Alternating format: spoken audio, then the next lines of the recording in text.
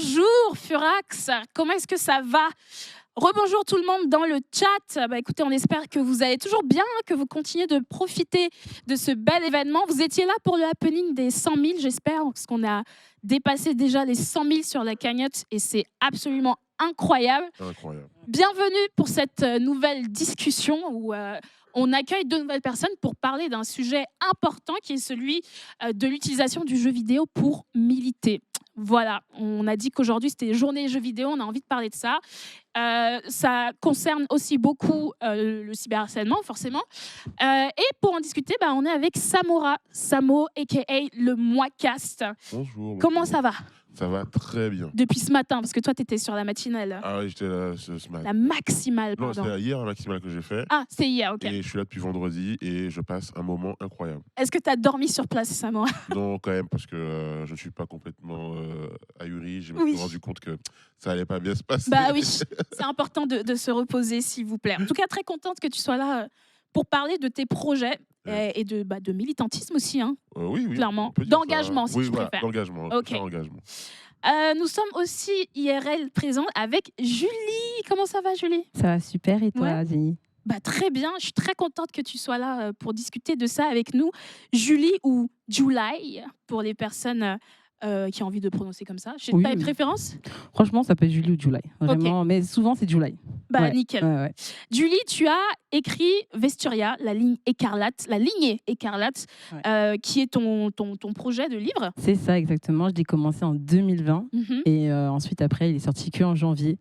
Let's go, ça vient de sortir. C'est ça, c'est sorti en janvier, mais en fait, il n'y a plus le livre. C'est sold out. C'est déjà sold out. Ah ouais. Mais c'est incroyable, ça parle de quoi? En fait, ça parle d'une jeune fille en fait, qui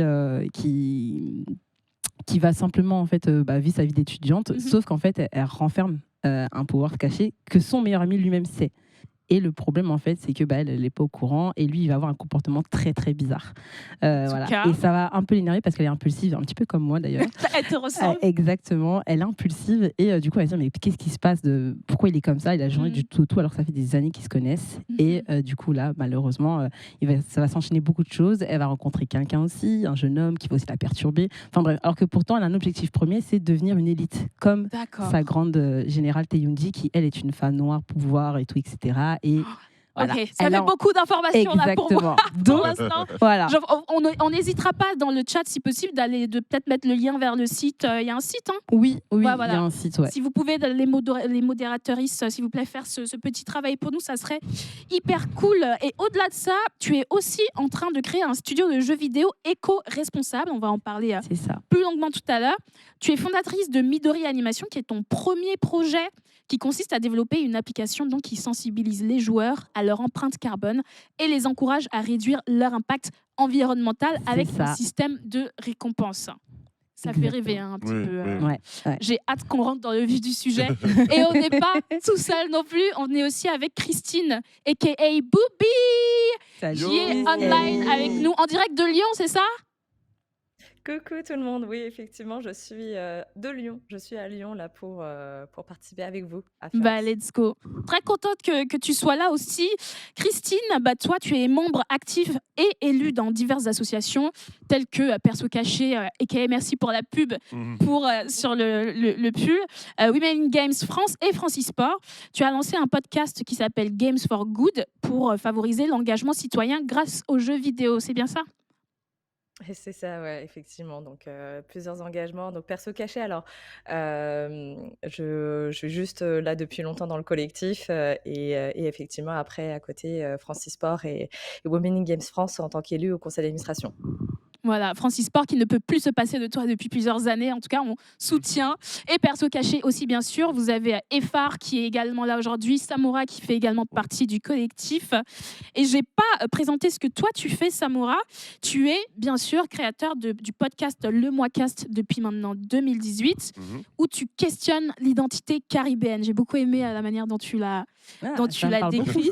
Oui, bien sûr. Il faut écouter le podcast. Merci beaucoup. Et évidemment, tu streams tout le week-end aussi sur ta chaîne Twitch avec Mélie. Et aujourd'hui, tu développes ta plateforme sur plusieurs réseaux, Insta, Twitch. Et là, en ce moment, en fait, tu es en train de travailler depuis l'an dernier sur un jeu vidéo à but éducatif et ludique du nom de Au Secours pour justement sensibiliser à la problématique de l'eau. Tout à fait, tu l'as extrêmement bien dit. C'est pas juste que c'est ce que tu as écrit que j'ai relu, mais on va faire comme si. Oui, c'est vrai, c'est vrai. Ouais. Non, mais oui, je travaille sur ce jeu vidéo qui était un rêve d'enfant de faire du jeu vidéo Mm, et que j'ai pu croiser avec une envie que j'avais mm, de sensibiliser sur un truc qui pour moi est inacceptable, mm. inadmissible. Le fait qu'aujourd'hui, aux Antilles, mais aussi à Mayotte, les gens n'aient pas un accès à l'eau normal Mhm. et qu'ils payent pour cet accès à l'eau au quotidien Clairement. sans l'avoir. Mhm. Et donc on s'est dit qu'on allait faire un jeu, donc on a fait un univers de fantasy, mais qui va rappeler aux gens les situations réelles qu'ils vivent au quotidien. Ouais, ben, c'est hyper important. Et justement, pourquoi est-ce que tu as décidé de t'engager Mhm. comme ça et de manière active, pardon. Oui. Pourquoi est-ce que tu as décidé justement Mhm. de prendre ce plan-là? Bah, en fait, déjà globalement, bah, je suis issu d'une famille où ces questions politiques, d'engagement, bon, bah, ça fait partie de notre. On a grandi là-dedans. Mes parents étaient militants syndicaux, militants politiques, et donc j'ai grandi là-dedans. Et donc très vite, ça a été un truc naturel pour moi. Et donc mon podcast, c'était une manière aussi de donner la voix à des personnes qui font un travail, on peut dire militant du coup de terrain, ce que moi je ne fais pas, on va pas non plus s'inventer. Voilà. Oui, oui, ok. Mais voilà, donner cette parole à ces gens-là. Mais chaque action militante a sa place. Enfin, Bien genre, il y a sûr, des ouais. personnes qui sont sur le terrain et d'autres sur d'autres Voilà. terrains, quoi. Mm. Et donc la question du jeu, c'était que un ras-le-bol en fait, un ras-le-bol de voir que un jour sur deux on n'a pas d'eau, voire 4 jours d'affilée, voire une semaine d'affilée. Il y a des endroits en Guadeloupe où les gens ne vivent qu'à base de bouteilles d'eau ou de citernes et qui trouvent ça normal. Enfin, ils finissent par trouver ça normal parce que c'est leur quotidien. Et en voyant ça, quand je rentre assez souvent au pays. Et à un moment donné, j'en pouvais plus. Et le truc, c'est que qu'est-ce que j'ai en ma possession? Mon micro, mon ordi, etc. Et un jour, j'ai eu cette idée. Mm. Et voilà, c'est un peu long ce que je dis. Donc, Non, mais t'inquiète, voilà. on rentrera encore plus dans le vif du sujet pour vraiment comprendre aussi Oui. pourquoi, à travers utiliser le médium du jeu vidéo, en fait, Oui. pour militer, c'est le titre de cette table ronde. Hein. Ouais. Mais pareil pour toi, Julie, justement, on parlait tout à l'heure d'éco-responsabilité. Je voulais savoir pourquoi c'est important pour toi, en fait, de sensibiliser les joueurs et les joueuses sur cette cause-là. Parce qu'en fait, je pense que le jeu vidéo a une portée déjà mondiale, Mm. qu'on se le dise. On n'est pas loin quand même des 3 milliards, hein. On est beaucoup. Après, je dis pas que je vais toucher les 3 milliards, mais quand même, on peut toucher une bonne population comme ça. Et aujourd'hui, on a plein d'outils qui vont au-delà des frontières. On n'est pas obligé d'aller tout le temps dans la rue. On peut aussi militer aussi en virtuel. Et si j'ai choisi en fait l'écologie, c'est parce que déjà, ça a commencé sur ma facture d'électricité, parce que je consommais beaucoup de jeux vidéo. Et en fait, ça m'a porté la réflexion. Et comme je suis très curieuse, j'ai poussé en fait la réflexion encore plus loin. Et je me suis rendu compte que ça consommait énormément d'énergie. Et je me suis dit qu'en fait, comment faire pour ne pas trop embêter la communauté gaming et en même temps pouvoir faire plaisir à la planète. Et en fait, c'est de là qu'après, j'ai commencé à développer le projet justement Midori Animation et de partir sur cette partie écologique. Donc voilà. C'est un peu en lien, en fait, finalement, ça rappelle un peu le projet de Samu qui est aussi de sensibiliser à l'eau. Donc c'est un petit peu plus similaire. Donc voilà. Bah, en fait, on reviendra sur pourquoi encore le médium du jeu vidéo à utiliser. Mais pour toi, Boubi, toi, tu me parlais du fait que tu as aussi créé, pardon, je dis Boubi, je devrais dire Christine, tu préfères? Non, les 2 sont OK, hein, tu peux m'appeler Boubi, Christine, c'est comme tu veux. Ok, les deux sont acceptables parce que bon, Boubi quoi. Mais je sais que le pseudo a aussi sa propre histoire. Je sais pas pourquoi, c'est ce qui me revient le plus naturellement. Bah, toi aussi, tu es quelqu'un d'engagé qui a souvent été engagé tout au long de ta carrière professionnelle. Est-ce que tu peux nous parler un peu de ça? Ouais, alors moi j'ai commencé à m'engager, il y a maintenant une vingtaine d'années, et ça m'a et j'ai toujours, eu le besoin de m'engager dans des associations diverses et variées. Et j'en ai fait ma carrière en fait, quand j'ai commencé ma carrière professionnelle, je l'ai fait dans le monde associatif, notamment en tant que chargée de mobilisation, pour recruter des bénévoles au sein, de l'AFEV, qui est une association étudiante, qui met en place du mentorat éducatif auprès des jeunes. Et moi, mon but, c'était de recruter des bénévoles tout au long de l'année pour mettre en place ce mentorat.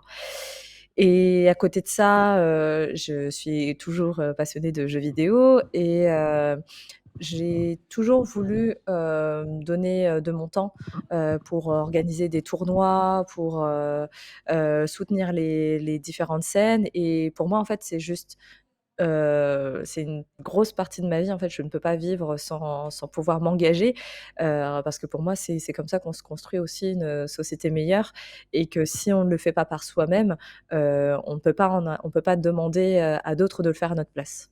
Ouais. Et tu disais que c'était justement au moment de la crise sanitaire que là, tu as aussi pris conscience de quelque chose et que tu as eu envie d'aller encore plus loin dans ton engagement. Ouais, effectivement, en fait, avec la crise sanitaire, moi, j'avais dans mon activité professionnelle, tout cet ADN autour de l'engagement, le fait de voir plein d'associations, plein de jeunes s'engager et de voir pendant la crise sanitaire ce gros besoin d'engagement. On reviendra pas là-dessus, mais voilà, on savait qu'on avait besoin de bénévoles partout, parce qu'il y a plein de choses qui nécessitent surtout du temps et des personnes pour le Mm. faire et tout le monde peut le faire. Alors que, pendant la crise sanitaire, notamment dans le monde du gaming, il y avait eu aussi beaucoup l'émergence de marathons caritatifs.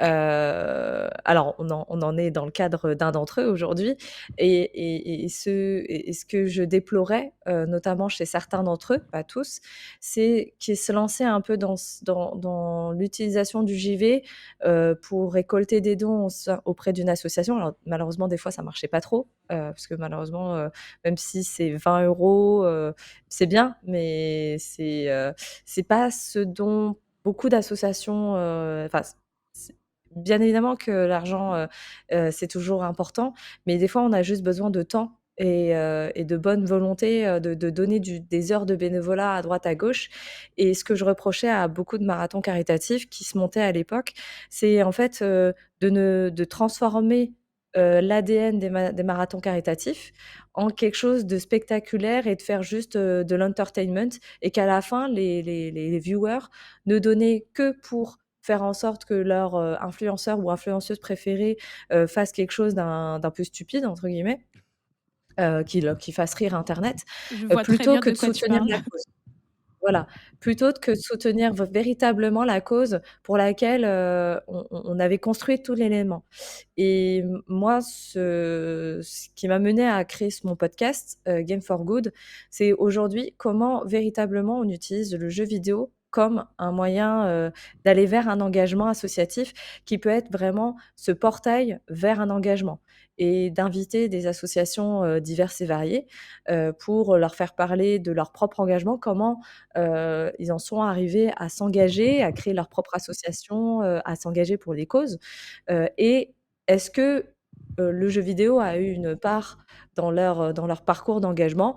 Et on le sait aujourd'hui, le jeu vidéo incarne énormément de causes et moi personnellement, j'en suis convaincue, on peut faire quelque chose de hyper positif avec le jeu vidéo, mais pas forcément avec des événements comme, on peut le voir, depuis la crise sanitaire, qui, mettent un mettre une cause le temps d'un week-end, on ramasse plein d'argent, mais le reste de l'année, on oublie la cause, en fait Mm. Ouais. et les personnes qui montent cet événement ne l'incarnent pas et ça, c'était véritablement, ce qui me dérangeait et c'est ce que j'avais envie, de De et changer j'avais envie de à transformer ton ça. échelle. Ouais. Voilà, voilà et j'avais envie de transformer ça en quelque chose de positif en lançant mon podcast, Game for Good. Qu'il faut absolument que vous alliez écouter, bien entendu. Bah, j'espère que, en tout cas, c'est vrai qu'au niveau de Furax, je me permets d'en parler, hein, forcément. On avait vraiment aussi pris à cœur de pouvoir vraiment sensibiliser les gens sur le sujet et ne pas que proposer du divertissement. On peut faire les deux, en Bien fait. sûr. Et je pense que c'est là-dessus que nous, on s'est beaucoup engagés. Toutes ces tables rondes qui s'organisent Exactement. tout au long du week-end, c'est évidemment pour échanger entre humains et pour ne pas que seulement parler du cyberharcèlement, mais aussi passer ces bons moments ensemble. Et en même temps, c'est hyper important de s'éduquer parce qu'on a accès à une plateforme. On a la possibilité aussi d'informer les gens, de leur donner des outils pour se C'est vrai. protéger, se prévenir. Donc, je pense qu'on a cette responsabilité, bah, il faut le faire. Et je trouve que jusque-là, voilà, on n'est pas trop mal là-dessus. On a des conversations hyper intéressantes, quoi. Moi, j'ai appris plein de choses jusque-là pendant tout l'événement. Et je voulais justement revenir sur la décision que tu as prise, toi, Ouais. Samo, de justement utiliser le médium du jeu vidéo pour Ouais. sensibiliser. Comment est-ce que ça t'est venu? Comment est-ce que vous est Ouais. venue l'idée avec tes collaborateurs? Ça a été un chemin assez long pour moi, en tout cas, avant que je rencontre les deux personnes incroyables avec qui je bosse, KJP et RM. Je tiens à leur dire encore une fois, vous êtes des gens, vous êtes des génies dans vos domaines. Et moi, en fait, j'ai toujours cru dans la vertu de l'edutainment, c'est-à-dire éduquer en s'amusant, s'amuser en éduquant. Je pense que c'est des choses qui pour moi, sont importantes. Et d'ailleurs, j'ai fait mon mémoire à l'époque, pendant mes études en design, sur justement la gamification, donc comment rendre ludique des sujets sérieux de société, etc. Le serious game. Justement, alors justement, moi j'ai un avis sur le serious game qui justement parfois est plus serious que game. Et moi je pense qu'on peut faire un vrai jeu qui soit sympa, mais que quand tu ressors de ce jeu, tu as appris des trucs. Comme This War of Mine, par exemple, qui est très connu, ou Soldat Inconnu, qu'avait fait Ubisoft, etc. Ça peut être un vrai jeu, avec un vrai gameplay, et en même temps, voilà. Et donc, ce problème de l'eau, et un jour, je suis en stream, et je dis, vous savez quoi, en fait, il faudrait faire un jeu vidéo, vraiment sortir comme ça, il faudrait faire un jeu vidéo. À ce moment-là, j'ai 10 000, 20 000 abonnés sur Insta. Et je dis, bon, 20 000 personnes, il y a forcément des gens qui connaissent et tout. Je fais une story.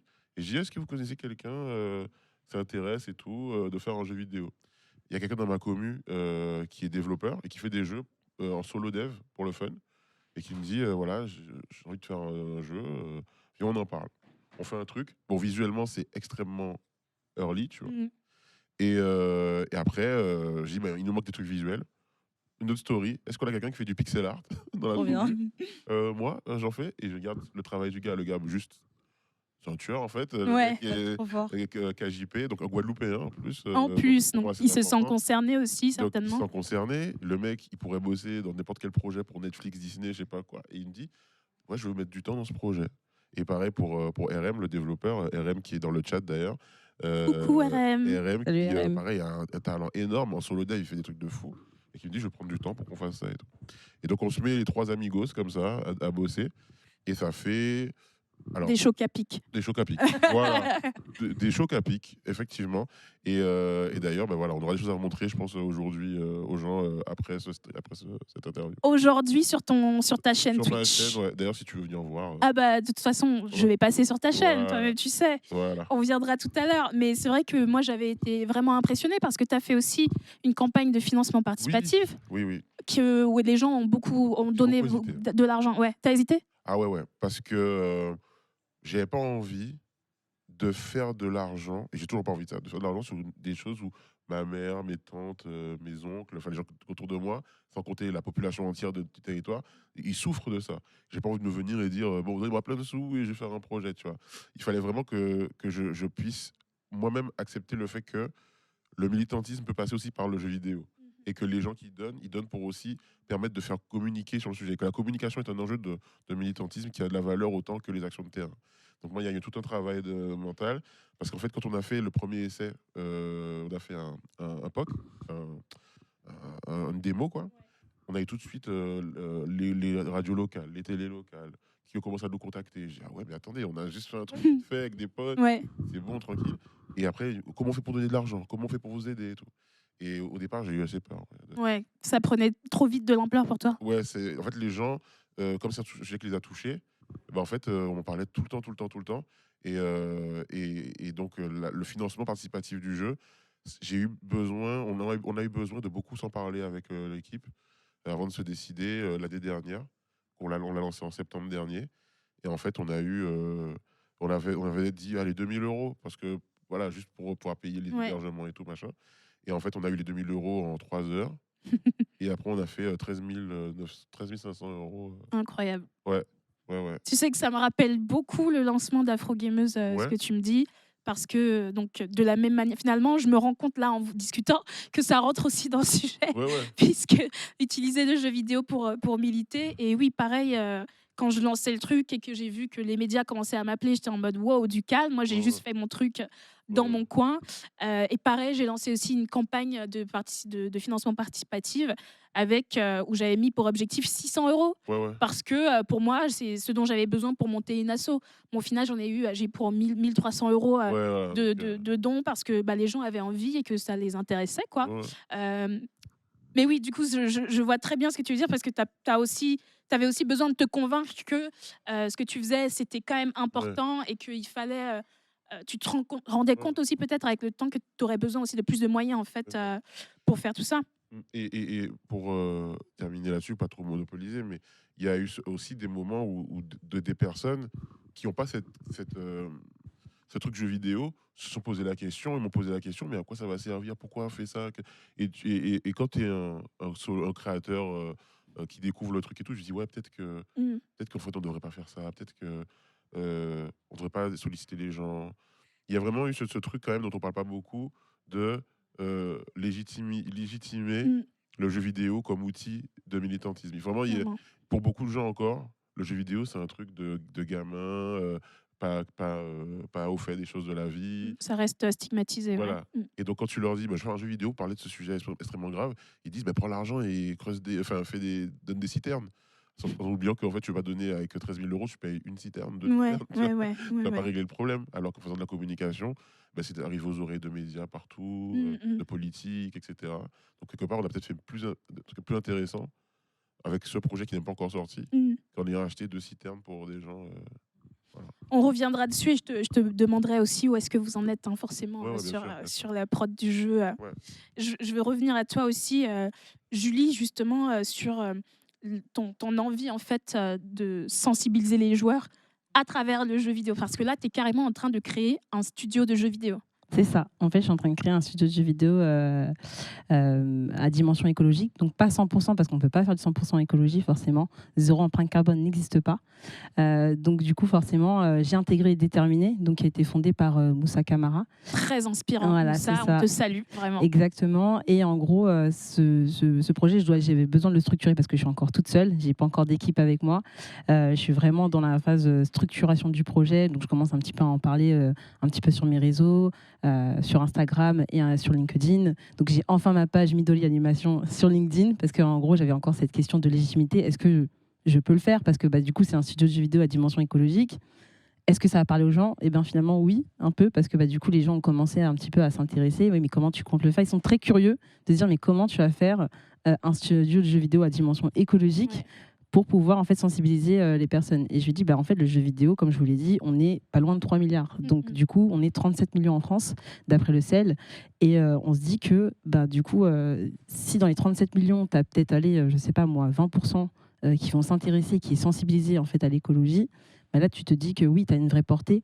Parce que, en gros, que ce soit les streamers, streameuses, ou gamers, en fait, en gros, qui, eux, ont aussi une portée dans la communication, parce que la communication, ça passe par là. Parce que plus tu communiques, plus les gens vont en fait s'intéresser, ils vont être curieux, parce que tu as forcément des personnes qui sont curieuses et qui vont découvrir en fait que oui, le jeu vidéo a un impact environnemental. Et le but, c'est pas de pointer du doigt en disant « Ah, le jeu vidéo, c'est pas bien, il faut pas le faire ». C'est en fait, le jeu vidéo, finalement, tu peux l'utiliser pour pouvoir, en mieux, en fait, pour la planète. Sachant qu'on a quand même des jeux de simulation qui sont top. Par exemple, Terranil, qui a quand même fait du bruit et tout, etc. Et ça marche encore et ça fonctionne, les gens y jouent. Et là, le but, je me suis dit, ok, Terranil, c'est bien, mais pourquoi pas faire vraiment un jeu type RPG, action-aventure, qui va vraiment engager le joueur et se dire, ah, là, j'ai un jeu qui va me faire vraiment plaisir. En plus de ça, je vais y jouer et avoir des actions éco-responsables dedans, avec une dimension totalement écologique, sans pour autant te dire « Ah, attention, ça fait tant de jeux, etc. » Ne pas vraiment taper sur les doigts. C'est vraiment le but. Tu prends plaisir, tu apprends aussi, parce que c'est ça le but aussi. Et du coup, voilà. Donc là, dans un premier temps, le but, c'est vraiment de partir sur une application qui va permettre de relever l'empreinte carbone du joueur avec ce système de récompense, comme on l'a dit un peu plus tôt. Ouais. Super. Si vous avez des questions dans le chat sur le projet, moi, ça me parle. Et j'ai plein de questions, mais je ne veux pas te bombarder en même temps. Donc, je pense qu'il y a des choses que je vais te demander après. Oui. En fait, c'est vrai que sur le côté impact écologique et même éco-responsabilité, j'ai pas mal d'exemples qui me viennent en tête en termes d'initiatives qui existent. Je pense à la Green Game Jam. De toute façon, maintenant, les Game Jam, il en existe pour plein de sujets différents. Est-ce que vous avez justement des exemples de projets militants qui existent à travers le jeu vidéo, qui vous a inspiré, qui vous ont parlé? Le fait, je trouve, Christine, d'avoir lancé un podcast, je trouve ça incroyable parce qu'en plus, toi aussi, tu connais bien le podcast, Samora. Vous aussi, en fait, toi finalement, tu utilises 2 médiums plus tes réseaux. C'est toutes les plateformes que tu as à ta disposition que tu utilises. Est-ce qu'il y a des jeux comme ça qui vous ont inspiré en fait à vous lancer aussi dans le militantisme ou qui incarnent bien l'engagement selon vous? Pour toi, Christine? Pour moi, il y a plein de jeux qui m'ont touchée. Alors de manière soit directe, soit indirecte. Je pense tout de suite, il y a des gens qui le citaient dans le chat, la Tell Me Why, qui a une héroïne LGBTQIA. Alors moi, dans le monde de l'e-sport, j'ai voilà, quelques représentations de championnes dans divers jeux auxquels je peux me retrouver. Et là, d'ailleurs, hier, j'avais fait un jeu Behind Every Great One, qui est un jeu qui traite de la charge mentale et que j'avais envie de faire justement dans le cadre de Furax pour montrer tous les petits jeux un peu engagés et indés. Et j'en oublie certainement, mais ouais, il y a eu pas mal d'exemples de jeux qui m'ont qui ont continué à nourrir mon militantisme, à me mettre face à des sujets en me disant que c'est pas normal, qu'il faut, qu'on puisse à notre échelle utiliser ça. Et un peu comme Samo, moi aujourd'hui, je travaille dans un tiers-lieu et j'utilise, justement plein de jeux, j'aime plein de jeux vidéo, pour, sensibiliser les plus jeunes dans aux thématiques, citoyennes, justement pour faire en sorte, qu'on puisse, en tout cas, distiller de temps en temps, des sujets importants, comme l'égalité femmes-hommes, l'écologie et d'autres. Et là, du coup, ça me permet, moi, de découvrir, plein de jeux et d'en faire découvrir d'autres. Euh, c'est bien oui, pardon. Ce que tu dis par rapport au fait d'utiliser le jeu vidéo pour montrer des choses et faire sensibiliser sur des sujets. Ça montre aussi que le jeu vidéo, c'est un média qui est mature aujourd'hui et qu'au-delà juste de faire un jeu spécifique, comme ce que nous on a fait un jeu spécifique sur l'eau, il y a plein de jeux vidéo qui sont des jeux vidéo grand public, qui sont vendus avec leur histoire, avec leur personnage et qui sont des jeux à part entière, mais qui, parce que les auteurs sont des gens qui sont sensibles à des causes, parce que leurs auteurs ont des parcours de vie qui font des sujets intéressants. Et par exemple, moi, il y a The Last of Us, par exemple, je trouve, est un jeu qui a une forme de maturité dans la narration, qui fait qu'on se pose plein de questions sur la question, sur qui nous sommes, sur des questions philosophiques, même sur la vie, sur notre rapport à notre planète, notre rapport à l'autre, à la violence, par exemple. Euh, Il y a des gens parlaient de Life is Strange Ouais, sur le chat. dans le chat. Je trouve qu'aujourd'hui, Metal Gear, qui parle des horreurs de la guerre, des enfants soldats. Non, il y a vraiment aujourd'hui, je trouve, une certaine maturité dans le jeu vidéo qui fait que on joue, on s'amuse, mais on réfléchit comme avec le cinéma, comme avec la littérature. Et ça, c'est assez magnifique, je trouve. Oui, je suis assez Ouais, c'est vrai. d'accord. Moi, je crois vraiment en le pouvoir du médium du jeu vidéo parce que c'est le plus interactif, en fait, aussi. Je pense que c'est celui qu'on peut utiliser parce qu'il nous permet vraiment d'incarner, en fait, aussi des expériences que autrement on pourrait jamais Bien sûr. incarner. Et ça nous permet de se mettre à la place d'autrui, vraiment de se projeter aussi. Donc, c'est pour ça aussi que moi, je suis engagée pour le domaine de l'inclusion dans le jeu vidéo. Et je pense qu'un jour, certainement, je vais me réveiller enfin et que je vais me mettre moi aussi les mains dans le cambouis et décider de vraiment créer un jeu, une espèce de serious game aussi pour éduquer, sensibiliser sur certains sujets.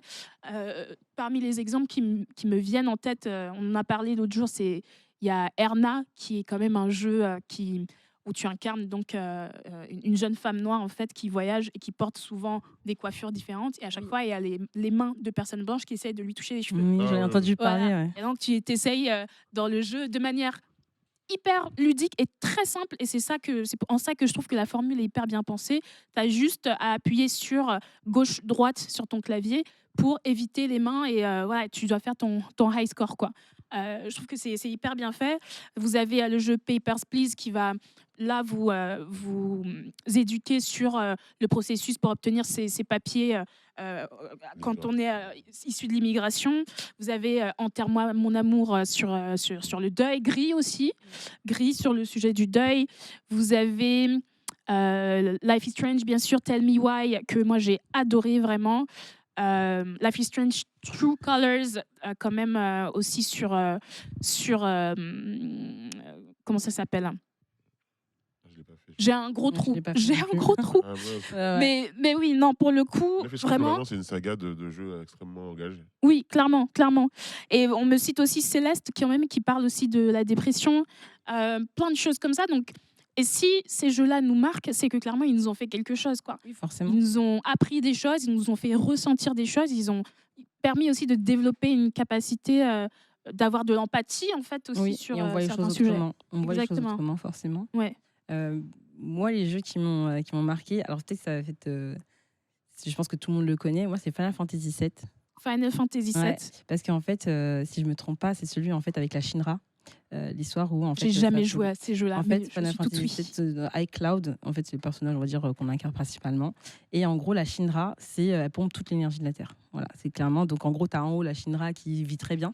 Et en bas, tu as toute la population en fait, qui récupère, on va dire, les déchets de la Shinra et tout le monde vit mal. Et en fait, c'est un impact. Là, on sent vraiment l'impact environnemental. Là, clairement, tout est désert et tu n'as que la Shinra qui.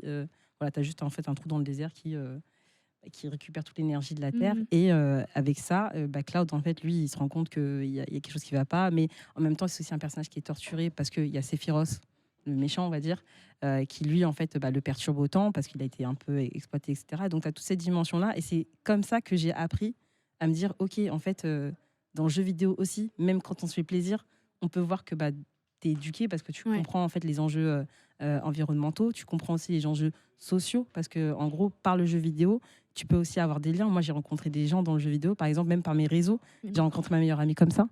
Je l'ai rencontrée comme ça, ma meilleure amie. Et aujourd'hui, on est comme ça avec Louis Schmitt parce que je me suis dit, mais en fait, c'est grâce à ça en fait, que j'ai réussi à avoir des liens. Et je trouve ça en fait génial. Du coup, aujourd'hui, maintenant, le jeu vidéo, oui, on est encore un petit peu stigmatisé. Ah, tu joues aux jeux vidéo, mais t'es une enfant. Non, non, je joue à des jeux vidéo aussi. Et ça me permet aussi, même moi, de m'éduquer et d'apprendre. Par exemple, même aujourd'hui, je sais qu'il y a beaucoup de gens qui ont critiqué les jeux, la série, en tout cas Assassin's Creed, mais tu découvres un peu l'histoire aussi. Ouais. Ah, mais... Voilà, clairement. donc franchement, tu découvres beaucoup l'histoire finalement. Et c'est comme ça que moi j'ai découvert du coup tout ce qui est mythologie égyptienne, tout ce qui est mythologie aussi grecque, etc. Et je me suis dit, mais en fait, finalement, j'arrive à apprendre parce que moi je suis pas très fan de l'école. Faut pas m'écouter, hein, mais je suis pas très fan de l'école. Et du coup, je me suis dit, en fait, finalement, j'apprends beaucoup avec le jeu vidéo. Ouais. Et c'est comme ça que je me suis dit aussi, ok, si on peut apprendre avec le jeu vidéo, aussi on peut apprendre à avoir un comportement éco-responsable avec le jeu vidéo. Let's go. Ça me fait penser à... moi, mon problème avec le jeu vidéo, j'adore les jeux vidéo, je suis un gamer depuis beaucoup trop longtemps. Mais moi, j'ai un problème avec le jeu vidéo, c'est non seulement la représentation des personnes noires dans le jeu vidéo, aussi, ouais. bon, ça s'améliore quand même énormément, mais c'est surtout, quand on parle d'histoire et de moments historiques dans le monde, on est souvent les Vikings, on est souvent les cowboys, les mythologies. On ne parle pas alors d'histoire d'Afrique. Ouais. Red Dead Redemption qui se passe pendant la période des cowboys, etc., il y avait des esclaves, il y avait des choses qu'on n'en parle pas. Et moi, il y a un jeu qui m'a touché au point où j'en ai pleuré. C'est assez rare que je pleure devant un jeu vidéo. C'est Assassin's Creed Freedom Cry. Freedom Cry. Ah oui, oui. Qui est un DLC, enfin un standalone issu de Black Flag, qui est déjà masterclass pour moi. Et on incarne Adewale, qui va à Saint-Domingue, donc sur Haïti, et qui va rencontrer des personnages réels, Bastien Joseph, etc., qui va participer à la libération d'esclaves. Il y a des missions. On va dans des plantations. On entend, j'ai des frissons en fait. Et moi, j'y ai pas joué, mais vraiment, des plantations où il y a des personnes esclavisées qui sont en train de travail forcé. On les libère et ils chantent au fur et à mesure qu'on les libère des chansons en créole haïtien. Donc ils ont enregistré des groupes haïtiens pour. Enfin, j'étais là. Il y a une authenticité en fait dans les scènes. Ils sont vraiment allés, ils ont vraiment fait la recherche parce que c'est ce qui colle. J'en ai entendu parler, mais j'y ai pas joué. Mais du coup, ça me donne envie d'y jouer maintenant. Moi, je vais le refaire en stream, je pense, prochainement. Et c'est un jeu où, pour le coup, on apprend beaucoup. Ça reste Assassin's Creed, donc ça reste de la baston, etc., de l'infiltration. Mais c'est pas que du vernis, l'aspect historique. On parle vraiment des choses deep de cette période. C'est en ça que le pouvoir des représentations, en ça que la représentation a un réel pouvoir, justement, on n'arrêterait pas de le dire. VSC, ça veut dire violence sexiste et sexuelle pour la personne qui demande dans le chat. Et toi, justement, pour toi, Christine, je sais que tu évolues aussi pas mal dans l'e-sport. J'avais pas prévu cette question, mais je te la pose parce que quand j'y pense comme ça. Est-ce que tu penses que on peut militer aussi dans l'e-sport à travers les jeux auxquels on joue en tant que e-sportif, athlète pro e-sportif. Est-ce que c'est un choix aussi, tu vois, de jouer à certains jeux et pas d'autres? Est-ce que tu es positionné sur ces sujets-là? Alors, c'est pas une question simple, Ouais, je sais. parce que d'abord, lorsque tu t'engages dans l'e-sport, tu le fais d'abord sur ton jeu de cœur, sur ta discipline de cœur. Mais c'est vrai qu'il y a une particularité dans les jeux vidéo qui irait pas dans le sport, dans le sens où, bah, le jeu appartient à une entreprise et qu'on pourrait, dénoncer, le fait de s'engager sportivement sur un jeu, en tout cas d'y créer ou pas une scène e-sportive, si tant est qu'on apprend que les conditions de travail, dans le studio sont déplorables, que, Mmh. le jeu ne répond pas à certains critères éthiques ou et citoyens. Mmh. Aujourd'hui, j'ai pas d'exemple en tête, si ce n'est si, quelques joueuses de Counter Strike qui ont, là, récemment fait une demande, auprès de l'éditeur Valve, justement pour, mettre beaucoup plus de représentation féminine au sein du Mmh. jeu. Puisqu'aujourd'hui, elle disait: «Bah, nous, on évolue, à l'échelle, semi-professionnelle, voire professionnelle sur le jeu, on aime ce jeu, mais en fait, on déplore le manque de représentation féminine au sein de ce dernier», alors qu'on est là, on y joue et c'est vrai que dans l'e-sport, hem, voilà, on peut avoir des positions, militantes Ouais. sur ce type de sujet. Alors en général, quand il y a du militantisme, c'est plus au sein de la scène, au sein de l'écosystème. Moi, je suis issue de la scène, Super Smash Bros Melee, donc l'e-sport de Smash, sur GameCube. Et là, moi, j'ai vu en 15 ans d'expérience une véritable évolution autour de la question de l'inclusion, puisque, bah, il y a 15 ans, on avait, on va pas se mentir, une culture toxique. Et là, maintenant, aujourd'hui, on a, des LGBTQIA meetings, au sein des tournois. On a, des Smash Sisters, donc des moments où qu'on réserve aux personnes en minorité de genre, en non-mixité pour, faire, voilà, un tournoi, réservé qu'à ces personnes. On a mis en place des codes de conduite, pour, lutter contre tous les comportements toxiques. Voilà, c'est plus au sein de la communauté et véritablement comment dire? On a pris, bah, en main ces questions-là d'inclusion et diversité qui parfois va se faire main dans la main avec l'éditeur. Mais pour le coup, on n'a pas encore ce travail-là commun. C'est un travail, bah, que moi je mène au sein de France Sport, entre autres, pour protéger, les joueurs et les joueuses, pour que l'e-sport soit le plus inclusif auprès de tous. On doit, et les pratiquants avec les éditeurs, travailler ensemble pour rendre aussi nos jeux le plus inclusifs possible et je sais qu'on en a parlé, lors d'une autre table ronde, enfin ça a été évoqué, c'est la question de la toxicité en ligne. La Clairement. toxicité en ligne, on le sait, dans l'e-sport, c'est encore très présent, heu, même s'il y en a moins, dans des tournois en physique, il y en a malheureusement. On a encore des exemples encore tout récents en France et on a besoin de lutter contre ça. Mais souvent, on se heurte à un mur qui est celui des éditeurs Ouais. qui doivent, se positionner Ils doivent se mettre à et niveau, ouais. ils doivent se mettre à niveau pour mettre en place des outils de modération in-game, mais aussi comment même dans l'ADN de l'entreprise, ils renvoient vers des valeurs, de mixité d'inclusion. Je prends Mmh. un exemple, lorsque, on organise un tournoi, un circuit officiel sur un jeu, lorsque dans le cast, il y a une absence totale, de casteuses féminines, bah, ça ne renvoie pas une image inclusive de l'écosystème et du jeu et voilà, ça laisse peut-être parfois transparaître une certaine culture, certaines prises de position Ouais. de l'entreprise, que Bah, c'est parfois assez d'autres ne clair font pas. et dans l'e-sport aussi, effectivement, parfois, il y a des actions qui sont mises en place. On me dit dans le chat que, il y a eu un gros tournoi de Street Fighter à Paris où des militants ont balancé de la soupe, sur les écrans. Je sais pas si Ouais, c'était, pendant un alors tournoi de Street Fighter? ouais, Ah, dis-nous. en fait, c'était pendant la Paris Games Week.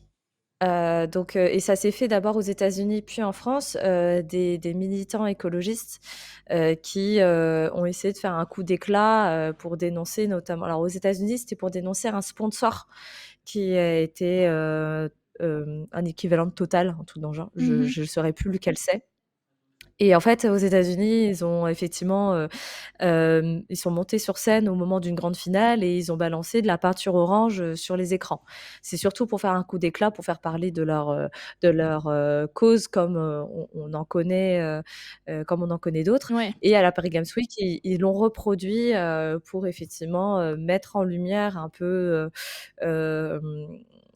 qu'il faut, s'intéresser aux questions écologiques. Ouais. Ce qui dans le fond et dans le jeu vidéo, et je pense qu'on l'a autour de la table, plein de personnes ont envie de s'intéresser au sujet.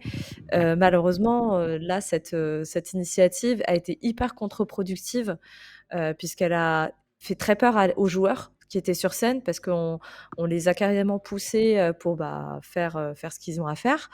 Et en fait, personne n'a compris parce qu'ils ont fait leur truc, ils sont repartis, il n'y a pas eu une banderole, rien. On aurait pu en fait, on peut assimiler ça à n'importe quoi, en fait. Moi, ça me fait penser, Si tu vous vous rappelez, à la dernière édition des Game Awards où il y avait eu des personnes qui étaient montées sur la scène pour retirer le micro à Geoffrey, je ne sais plus son nom là. Parce qu'il est. Voilà, Geoff, voilà. Et justement parce que, en fait, dans le jeu vidéo, typiquement, personne ne parlait de la Palestine, en fait. Ouais. D'Israël-Palestine, personne ne parlait de la condition des Palestiniens. Et moi, c'est quelque chose que j'ai beaucoup vu. Je ne me suis pas forcément exprimée dessus, mais j'ai trouvé qu'il y avait un vrai silence sur le sujet dans l'industrie. Et pourtant, c'est pas comme si l'industrie n'était pas concernée, quoi. Quand il y a eu les attaques, la guerre en Ukraine, là, on a vu une grosse masse quand même d'éditeurs, de studios qui se sont soulevés, qui ont décidé de ne plus vendre leurs jeux en Russie, pas mal qui ont envoyé pas mal d'argent, même le gouvernement en lui-même en soi a décidé de s'imprégner dans cette guerre-là et de prendre position. Et quand il s'agit de la Palestine, c'est vrai qu'il y a un silence qui est vraiment assourdissant, je trouve. Ouais, et pourtant, là encore, en fait, on devrait utiliser les médiums qu'on a à notre disposition aussi pour faire cette sensibilisation, à mon sens. Et la prochaine question que je voulais te poser à toi, Samora, c'était sur le sujet de la difficulté, en fait, parce que pour le coup, tu deviens game developer. Bon, tu as aussi ton travail en production pour le podcast, ta chaîne Twitch, le contenu que tu crées de manière générale. Tu deviens développeur et militant. Comment est-ce qu'on fait pour un peu faire les deux? Parce que je pense qu'il y a une vraie difficulté en fait derrière. Oui. J'ai la chance d'avoir 2 personnes avec moi qui sont extrêmement compréhensives. KJP et RN, ce sont des personnes qui sont des professionnels de leur milieu et qui voient mes lacunes. Parce que je découvre un métier au final. J'ai les idées, on va dire la créativité. On va dire que dans le monde de l'entrepreneuriat, si on prend un exemple, il y a l'entrepreneur créatif, l'entrepreneur gestionnaire. Clairement, j'apprends en fait à être le gestionnaire. Oui, parce que c'est pas ton métier à la base, en métier. effet. Donc en fait, ce que moi je fais, c'est essayer d'aller là où je suis bon. C'est-à-dire, je suis bon pour raconter des histoires, je suis bon pour partager des choses, bouger une audience, motiver des troupes. Et derrière, je suis vraiment à l'écoute de ce que KJPRM vont proposer pour pouvoir rendre le jeu, la production efficace, aller au bout des choses, etc. Je ne m'invente pas, en fait, en gros, des compétences que je n'ai pas. Ouais. Et ça me permet aussi d'être tranquille quand je veux faire, moi, mes propres trucs à côté. Moi, je pense que ça serait hyper intéressant d'avoir que tu écrives, tu documentes en fait ton journey, ton voyage dans cette aventure-là, parce qu'on a besoin, par exemple, moi, je me dis un jour, voilà, je vais me lever, je vais faire un jeu, je vais sensibiliser les gens sur un certain sujet, mais je n'ai pas forcément d'exemples sur lesquels je peux me baser. Donc, c'est une demande, en fait, que je te fais en direct. Là, en mode, Samora, je t'attends. Voilà. Ok, juste après, je fais ça. Voilà, je te remercie. Tu seras gentil. Et pour toi, en fait, Julie, donc je te disais tout à l'heure, ça me faisait penser à pas mal de choses. Je pense qu'il y a des entreprises, des studios qui ont très envie, qui font en fait du greenwashing finalement. Je pense à des studios qui vont proposer de sensibiliser donc par exemple leurs joueurs à travers des actions comme planter un arbre directement dans un jeu. Qu'est-ce que tu penses de ce genre d'action? Est-ce que pour toi c'est suffisamment impactant quand on sait aussi que derrière c'est pas forcément les studios les plus responsables écologiquement parlant? Alors, je dirais que la fin en soi est bien, puisque du coup, tu éduques quand même le joueur à planter des arbres et tout, etc. Et quel est l'impact écologique derrière. Donc, tu apprends quelque chose. Mais est-ce qu'il y a un impact réel derrière? Parce qu'il y a un impact virtuel. Donc, du coup, tu apprends par le jeu vidéo. Mais est-ce qu'il y a un impact réel derrière? Est-ce que derrière, l'entreprise ou le studio va aussi planter réellement des arbres ou faire des dons à les associations? C'est là que Midori Animation a envie, justement, en tout cas moi, ce que j'ai envie de faire avec ce le nom projet. de ton studio, Voilà, le nom de Midori mon studio Midori Animation. Ce que j'ai envie de faire avec, sachant que Midori ça veut dire vert en japonais. Donc du coup voilà. Et en fait, en gros, ce que j'ai envie de faire, c'est vraiment d'inclure la communauté gaming. Par exemple, tous les achats in-game qu'on va récupérer, bon bah du coup ça rentre dans les caisses forcément de l'entreprise, mais ça peut aussi financer les salariés, etc. Mais il y a une partie aussi des bénéfices qu'on pourrait reverser vraiment aux actions environnementales. Par exemple, notamment, pourquoi pas Midori demain pourrait financer le projet de Samo, ou qui pourrait financer le projet de quelqu'un d'autre, ou même financer... On manifeste. Voilà, ça. tu vois. En gros, c'est quelque chose en fait qui pourrait vraiment... Là, le joueur, il se dit oui, en faisant mon achat in-game, j'ai un impact environnemental réel, parce que derrière, le studio de jeux vidéo, la production a fait le nécessaire derrière, tu vois. En gros, en reprenant ses bénéfices et même en participant, par exemple, au salon demain, Midori Animation pourrait très bien participer à la Paris Game Week, au Megamix, dont j'y vais cette année. Et en gros, le but vraiment, c'est de se dire que c'est pas, comme je l'ai dit, de donner des leçons, donneur de leçons, etc. C'est plus de se dire que si aujourd'hui il y a un studio de jeux vidéo à dimension écologique qui existe, pourquoi pas en fait les autres le feraient aussi, tu vois. Et en gros, ça pourrait donner un chemin ou une ouverture, en tout cas, à ce type d'initiative. Je voulais revenir aussi sur... donc je parlais tout à l'heure rapidement des difficultés en fait, que ça implique de se lancer dans ce type de projet. Pour toi, Christine, c'est quoi en fait les challenges que toi, tu as pu vivre dans tes engagements? Qu'est-ce qui, selon toi, parfois freine l'avancée des choses, puisque tu as créé Games for Good pour avoir des retours de personnes qui travaillent dans des associations qui vont pouvoir aussi partager leur point de vue. Qu'est-ce qu'elles te disent, ces personnes-là, généralement, en termes d'obstacles qu'elles doivent surmonter? En général, les personnes qui bossent dans des assos, c'est que justement, on manque de gens, en fait. Le secteur associatif souffre d'un manque d'engagement, pas qu'on n'est pas sensibilisé aux causes, mais qu'on passe rarement l'étape de aller sur un site dédié à un engagement, se dire combien j'ai d'heures par semaine à y consacrer, 1, 2, 3, 4 heures régulièrement, hein, j'attends pas juste une journée dans une année, et c'est ça dont on manque. Et en fait, c'est souvent autour de mêmes personnes que ça retombe, des personnes qui vont s'engager énormément et qui vont entre guillemets «combler» ce temps qui aurait pu être pris par plein d'autres gens. Donc c'est souvent ça le challenge que plein de petits assos ont au quotidien. Et après, d'autres, bien évidemment, c'est les questions des mentalités. Moi, quand j'aborde des sujets qu'on notamment autour du sexisme, des questions LGBTQIA, auprès de l'écosystème e-sport, je me retrouve déjà face à un manque de connaissances. Beaucoup LGBTQIA, d'ignorance, qu'est-ce que ouais. ça veut dire? Beaucoup d'ignorance. Par exemple, je me suis moi-même auto-étonnée de voir beaucoup vulgariser le terme VSS, alors que pour moi, je pensais qu'il était un peu plus connu aujourd'hui, et je me suis rendu compte que non. Et ça, typiquement, on a besoin de lutter contre cette ignorance. Moi, souvent, quand j'agis dans le monde de l'e-sport, moi, la remarque que j'ai 100%, hein, c'est: «Ah oui, mais la pratique, elle est ouverte, les jeux vidéo, c'est accessible aux hommes et aux femmes. Pourquoi, devoir mener des actions, pour que les jeunes filles jouent?» Et après, on déconstruit tout ça, hein. Ça a déjà le mérite de poser la question. La régie, juste Mais la télé du retour va devoir s'éteindre dans quelques secondes. Si on peut venir nous aider pour qu'on perde pas Christine, s'il vous plaît. Non, qu'est-ce que je peux Non. faire? Maintenant, dans 30 secondes. non, Oh mon Dieu, non. non. Ne t'en va pas, Christine, reste avec nous. 25. Oh mon Dieu. Ça va être tragique. Tu sais, il n'y a personne qui se lève. Hein. Tout le monde attend la C'est régie, ça. mais personne se lève. Mais nous sommes des personnes autonomes ici. C'est ça. juste qu'il faut qu'on trouve la bonne chose. C'est bon? Non, c'est pas ça.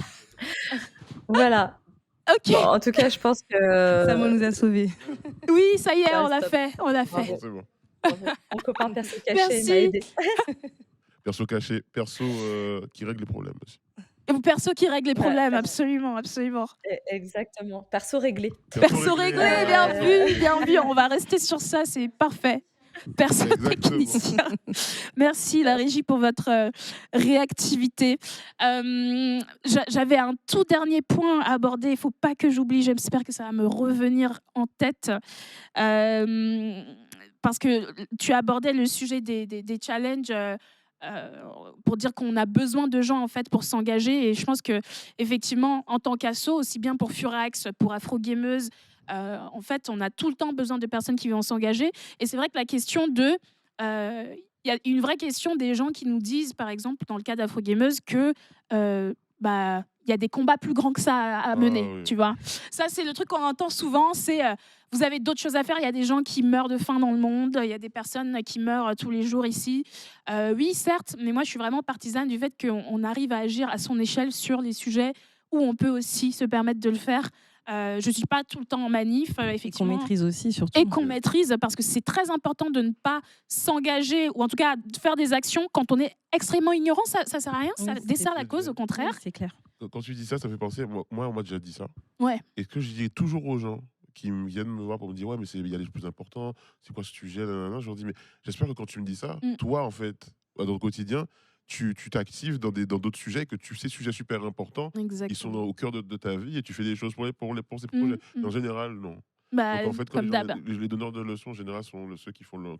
Oui, les gens sont beaucoup habitués à l'ouvrir, mais à ne rien faire derrière. Voilà. Ça, on commence à bien connaître, malheureusement. Mais du coup, c'est quoi la suite là pour vous en termes de projet? Où est-ce qu'on va pouvoir vous suivre et suivre ce magnifique projet Au Secours? Donc aujourd'hui, tu le montres sur ta chaîne Twitch. Ouais, on va montrer. Alors, en fait, KJP et RM se sont activés depuis vendredi pour Oh my faire une God. démo spéciale Furax. Je n'ai pas encore vu exactement de quoi il en retourne. Ce sera la Mais ils surprise m'ont pour dit- toi voilà, aussi? Ils m'ont dit, on va faire un truc un peu Furax style. Let's Là, go! on va Ce sera à quelle heure pour qu'on vienne sur la chaîne? Juste après, en fait, je remonte. Ok, on va enchaîner Je après. vais lancer. Et le temps que je télécharge la démo et tout, ça va être très rapide. Et donc, en fait, le jeu, donc, il est en plein développement, ça avance de ouf. On est sur la partie un peu graphique, la partie un peu... les mécaniques de jeu fonctionnent. Maintenant, on veut que ça soit satisfaisant. Que quand on colle deux tuyaux ensemble, on a des petits bruits sympas. Que les gens, quand ils Ça va tapent être sur les incroyable. boutons, et machin, bref, on essaie de faire des choses qui soient agréables. Ouais. Que les gens passent un bon moment en même temps qu'ils apprennent des choses. Pour qu'au-delà du jeu éducatif et qui fasse de la sensibilisation, que ce soit aussi un beau jeu apprécié par les gens. C'est ça, exactement. Eh ben, on a hâte de voir ça. Pour toi, July, qu'est-ce que c'est la suite? Moi, la suite, c'est de terminer les déterminés. Ensuite, après, de vraiment fonder Midol Animation sur la partie administrative. Et ensuite, après, c'est aussi de faire le rassort du livre, parce que j'ai eu beaucoup de demandes de Mais où oui, est le livre, pour tes etc., livres. de Gris sur la ligne écarlate. Et donc, du coup, voilà, là, c'est de commencer après à développer l'application et de sortir le site Midol Animation et de commencer un petit peu à sensibiliser et à poster un peu sur les réseaux. Donc, voilà, n'hésitez pas à aller voir sur mon réseau social. Allez checker Voilà. les réseaux de July sur Instagram notamment, Oui, et sur Instagram. LinkedIn aussi. Pour toi, chère Christine, où est-ce qu'on peut te retrouver, et ça va être quoi les projets Games for Good pour la suite?